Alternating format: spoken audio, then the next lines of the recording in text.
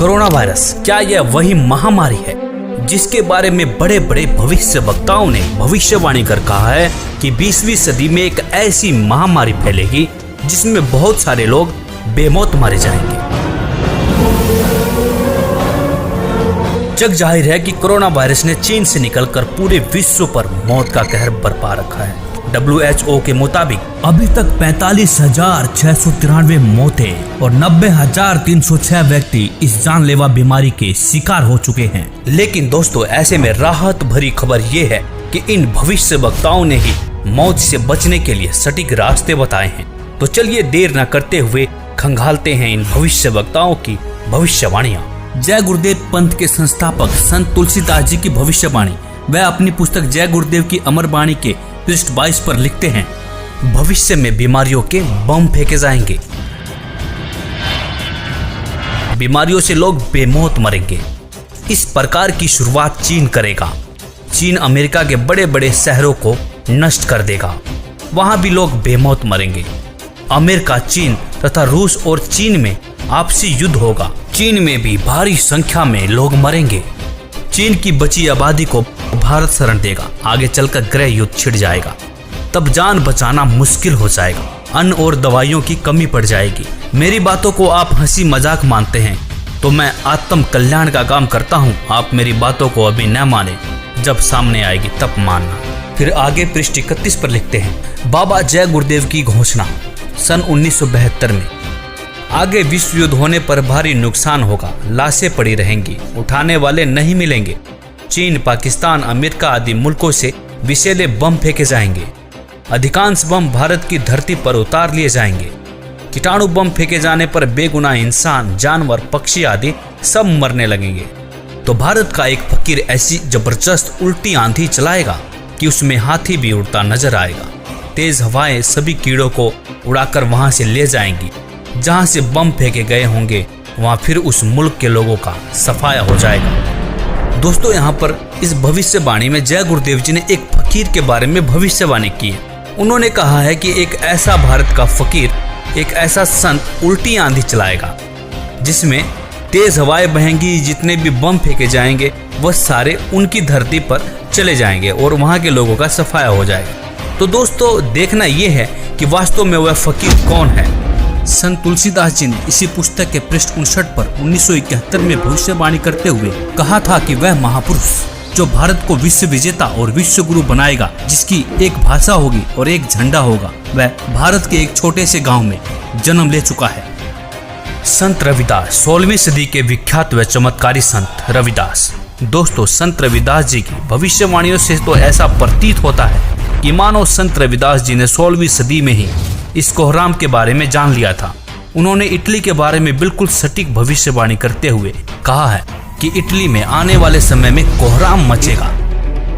दोस्तों, आपको बता दें कि इटली में कोरोना ने मौत का एक ऐसा तांडव मचाया है कि 13,000 से ज्यादा लोग मर चुके हैं और 1,10,000 से ज्यादा लोग संक्रमित हैं। संत रविदास जी लिखते हैं, भारत में अवतारी होगा जो अति विस्मयकारी होगा, ज्ञानी और विज्ञानी होगा, वो अद्भुत सेनानी होगा।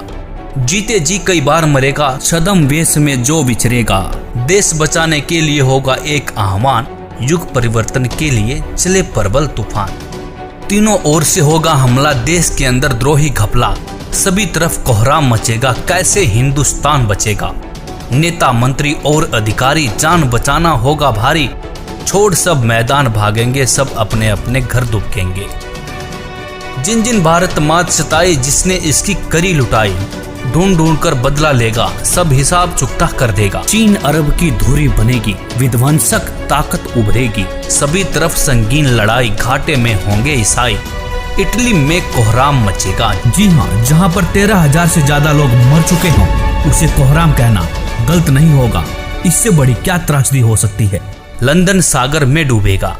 जो तीसरा प्रलयंकारी, जो होगा भारी संहारी। भारत होगा विश्व विजेता, भारत होगा विश्व का नेता। दुनिया का कार्यालय होगा, भारत में न्यायालय होगा।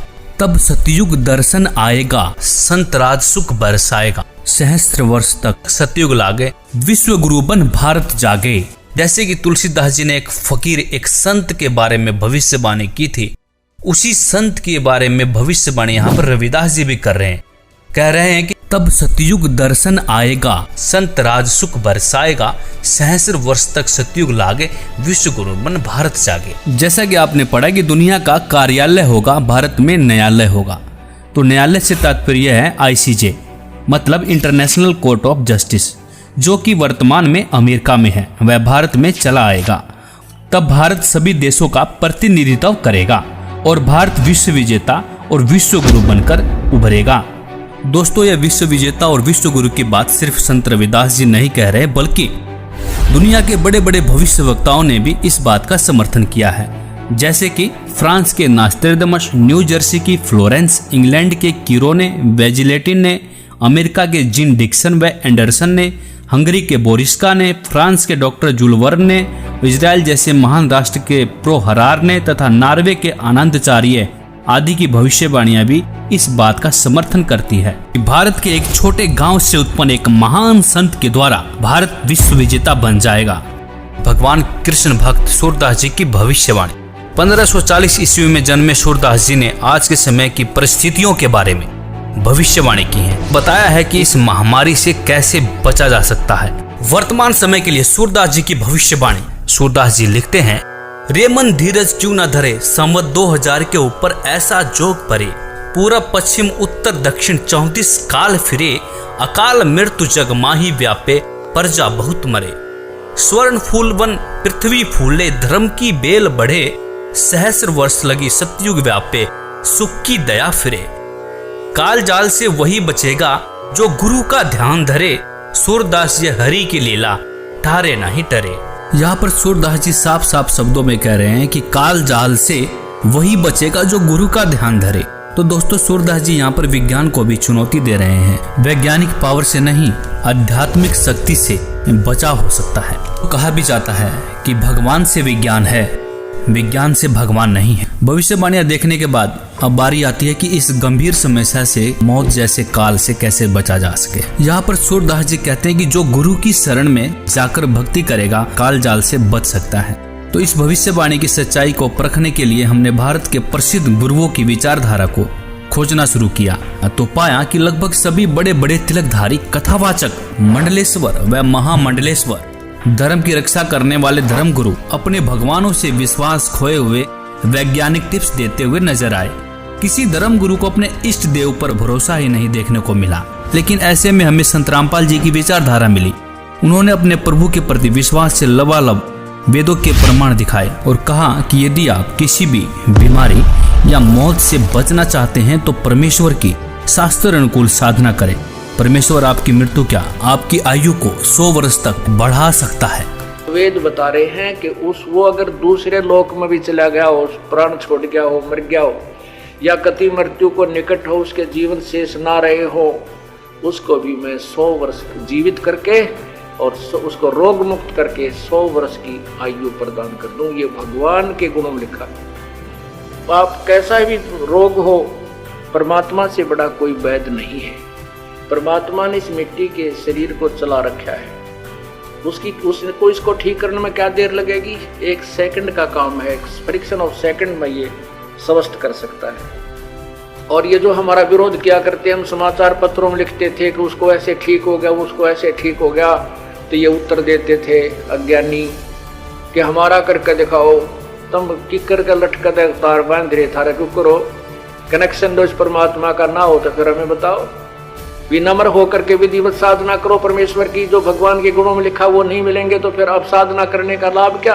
तो पुण्यात्माओं, यहाँ ना जाने बिना गिनती के इतने दुख दूर हुए, कैंसर तक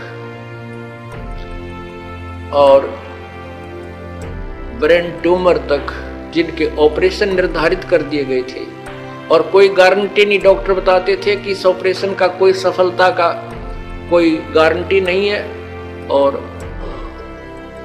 ये पीड़ा कुछ समय के लिए बंद हो सकती है। ऐसे यहाँ बगैर किसी ऑपरेशन के परमात्मा की कृपा से, भगवान की रजा से, उस प्रभु की शक्ति से दूर हो गए, वो ठीक हो गए, वो रोग नष्ट होगा। इसी का प्रमाण आपको ऋग्वेद दे रहा है कि परमात्मा पूर्ण ब्रह्म पूर्ण परमात्मा की साधना करने वाले की भगवान उसकी मृत्यु भी आ गई हो, उसके सांस भी शेष ना रह रहे और वो मर भी गया हो, उसको भी जीवित कर सकता है। ये देखिएगा ऋग्वेद, ये देखिए नीचे ऋग्वेद भाष्यम और दशम मंडलम, और यहाँ देखिएगा 161 नंबर सूक्त है, जिसको अब यहाँ इसके 2 नंबर, ये संस्कृत है, 2 नंबर मंत्र की। इसमें क्या अनुवाद किया है, इस संस्कृत का अनुवाद इन्होंने किया है, यदि रोगी की अक्षीण आयु हो गई हो, यदि वह इस लोक से चला गया, अर्थात मर गया हो, चला गया है, इस लोक से चला गया है, ये संस्कृत आगे हिंदी। और यदि वह मृत्यु के पास गया हुआ है तो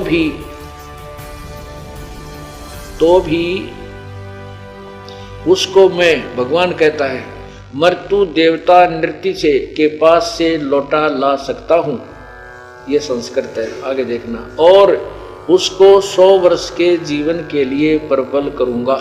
परमात्मा तो कहता है कि उस उपासक की, जो परमात्मा का भक्त है, यदि वो परमात्मा की साधना शास्त्र अनुकूल कर रहा है, परम संत से नाम लेकर के, तो वेद बता रहे हैं कि वो अगर दूसरे लोक में भी चला गया हो, प्राण छोड़ गया हो, मर गया हो, या कति मृत्यु को निकट हो, उसके जीवन शेष ना रहे हो, उसको भी मैं 100 वर्ष जीवित करके और उसको रोग मुक्त करके 100 वर्ष की आयु प्रदान कर दूं। ये भगवान के गुणों में लिखा है। दोस्तों, इस विज्ञान के दौर में संत जी का दावा वाकई में हमें अचंभित करने वाला था। फिर क्या था, बाबा की इस सच्चाई को सामने लाने के लिए हमने पड़ताल करनी शुरू कर दी। पड़ताल में हमें रियल स्टोरी 99 करके एक यूट्यूब चैनल मिला, जिस पर बहुत से अनुयायियों के अनुभव थे। हमने बहुत सारे अनुयायियों के अनुभव देखे और उसमें पाया बहुत सारे ऐसे लोग हैं जिनकी लाइलाज बीमारियां कहीं डॉक्टर डिटेक्ट भी नहीं कर पा रहे थे। वह बीमारियां संत जी के बताए अनुसार सत भक्ति करने से बिल्कुल ठीक हो चुकी थी। बहुत से ऐसे लोगों के भी अनुभव मिले जो मरने के बाद जिंदा हो चुके थे। दोस्तों, यह सब देखने के बाद आपको क्या लगता है, क्या यह वही संत हैं जिसके बारे में संत तुलसीदास जी लिखते हैं, संत रविदास जी लिखते हैं कि संत राज सुख बरसाएगा? सूरदास जी भी लिखते हैं कि काल जाल से वही बचेगा जो गुरु की शरण रहे। गुरु से तात्पर्य यहाँ पर एक सच्चे गुरु से है, जो आपको सही रास्ता बताता हो, सही शास्त्र अनुकूल भक्ति करके आपके जीवन को धन्य करता हो। नकली गुरु के शरण में रहने से मोक्ष संभव नहीं हो सकता।